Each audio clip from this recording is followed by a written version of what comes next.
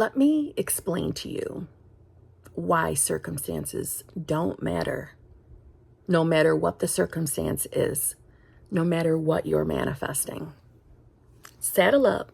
We're going to get a little cozy. It's not a normal video for Kimberly, but we're going to do this. I want you to listen. Pause this, go get yourself a drink and a snack. We're going to talk for a minute.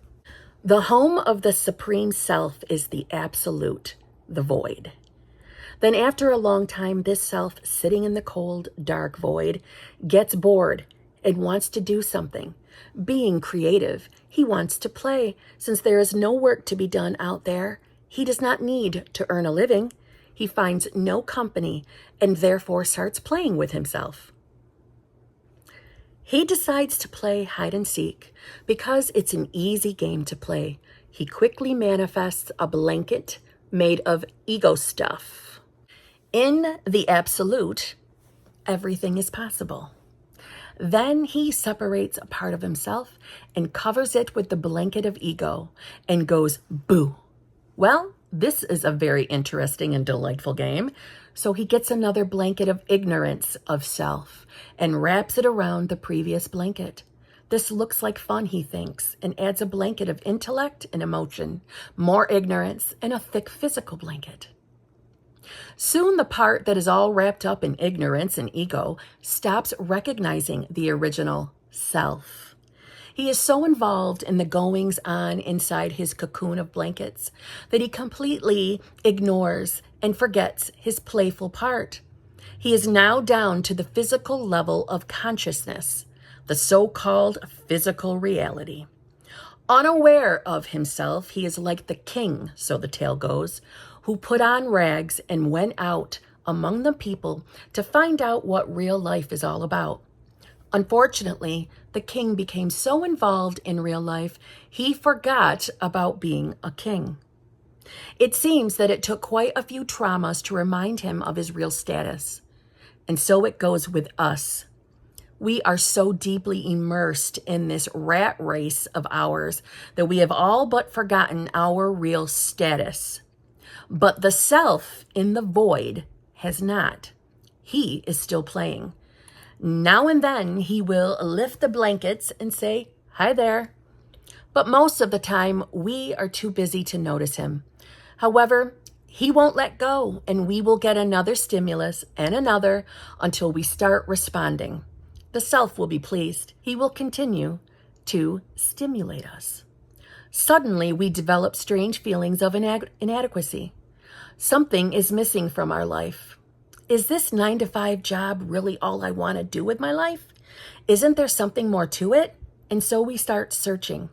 We look to the west and we look to the east. We look into religions and cults. Sooner or later, things crystallize, and we step on the path of spiritual development. The self likes that and keeps tickling us under the blankets. Sooner or later, one blanket of ignorance drops, then another and another. We start receiving intuitive knowledge about the system. The trip becomes more and more exhilarating. Now the self is really happy as he watches the process unfold. Finally, the last blanket has come off and we are facing the self at the end of the tube. Welcome, says the self. Welcome home. And you look at him and say, and who are you? Well, says the self, I am you. Don't you remember, silly? Just a few eons ago, we were one and the same. We started playing hide and seek and you got all wrapped up in your blankets and lost sight of me. But I kept watching you all along. Then a glimmer of ancient memories starts coming back to you. You realize that he is you and you are he. So you hug yourself. The quest has ended. Now you know that you are the self, the supreme God of this system. You also know that you contain the infinite void and it contains you. In short, you are it. Self-realization has occurred. Happy ending. Just so you won't think that I have invented all this for your amusement, I would like to quote from the writings of a wise old Indian sage, Shankara, who lived about 12 centuries ago. Here is what he says about this. On the vast canvas of the self, the picture of the manifold worlds is painted by the self itself.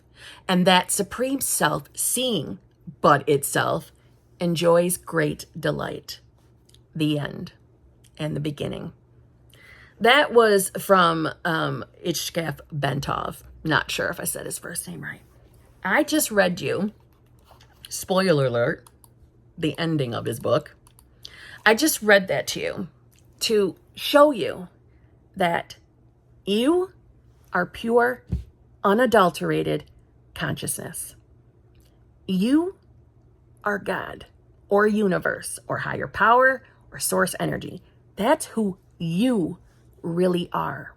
That's who I really am. And that is how we are able to manifest our sexy little realities. What we believe about ourselves is what we experience. So your circumstance, even if it's really shitty, your circumstance is a manifestation of self, of yourself, of who you have believed you are. So for example, if you are currently manifesting a specific person and that specific person has not shown up and chosen you just yet, maybe there's a third party in the equation. Maybe they're just verbalizing, I don't want you. Maybe you're having no contact at all. Whatever you're experiencing, the circumstance, it doesn't matter. It really doesn't matter, because you are the absolute. You are consciousness. That's who you are. This circumstance that is manifested that you're concerned about is nothing. It's a blip. And all you have to do is change how you see yourself. You change self. You change who you believe you are. So perhaps you were believing that you were not good enough for that specific person, or for love, or for a relationship. Maybe you had another limiting belief. Whatever that was, you simply need to start deciding that you are a self or a version of self that doesn't have limited beliefs, that knows that you are more than enough for any desire. Most importantly, for a specific person, you're more than enough because you are the supreme self, pure, unadulterated consciousness. You are perfect. You are perfect, unconditional love. That's who you really are. So you start telling yourself that, so you become more and more aware of it. You are always in consciousness. We as humans get in the habit, and this is before we are awake to our manifesting abilities. You are in the habit of taking your little flashlight in consciousness, and you keep highlighting the same corner, the same cobwebby corner that is filled with limited beliefs. You keep shining that in the consciousness. You keep putting your sexy little flashlight on that in consciousness. You're in the habit of being that self. You, by just making a decision to be the version of yourself that has a relationship with that specific person, the relationship of your pure utmost desires, all you have to do in that moment is move that flashlight away from the cobwebbed corner of old self and highlight the other side of consciousness, the side of consciousness where you are the you that has your desire, that you are the you that doesn't have limited beliefs. You know your worth. You know what you deserve. You deserve anything you desire. So you start with repetition to highlight and keep highlighting that same side of consciousness. You're moving your flashlight by doing your manifestation techniques. That's what we're doing when we're making a decision to be a new self. We are choosing to put our awareness on a different spot in consciousness. And as you do that through repetition, this 3D world begins to morph and change, and therefore materializing your own manifestation of you having a beautiful relationship with your specific person. Who gives a shit what the current circumstances are? They don't matter. That's not just a cliche phrase we hear in manifesting. It's because they really don't matter. You've just been in the habit of believing in limited beliefs about yourself. We're going to break that habit by changing what we're highlighting in consciousness, by changing how we feel about ourselves, how we talk about ourselves, who we believe we are. And as you do that, that circumstance has no power but to leave. No power. There is nothing in your current 3D reality that can ever truly be an obstacle to you or your desires. Nothing can be an obstacle because you are the supreme being. You are consciousness. When you're afraid of circumstances, you're thinking logically. You're thinking like an old, basic bitch, muggle 3D person. And that's not you. You are so much more than a basic bitch muggle. So no matter how upsetting your circumstances are, if you claim and choose to be the new you because of who you are as unconditional love, because of that, your birthright is to be the king or queen of your own reality little mansion. Because of who you are, you can just start making a new decision, and the 3D will have to submit, and give you your desires. It's really that simple. It just feels like it's more difficult because you have been in the habit of trusting every single thought and every single emotion and every single feeling, because we've been told to listen to our 5 senses and make decisions from there. We don't need the 5 senses. We are more than just this 3D physical world. We are so much more than that. And when you come to realize that and really let that sink in, you will see that you have been limitless and flawless all along.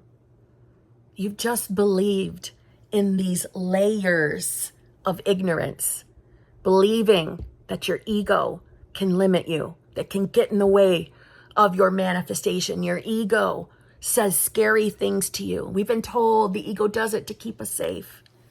It's just another limited layer. Don't be afraid of your thoughts. They only hold power if you decide they do, but they don't.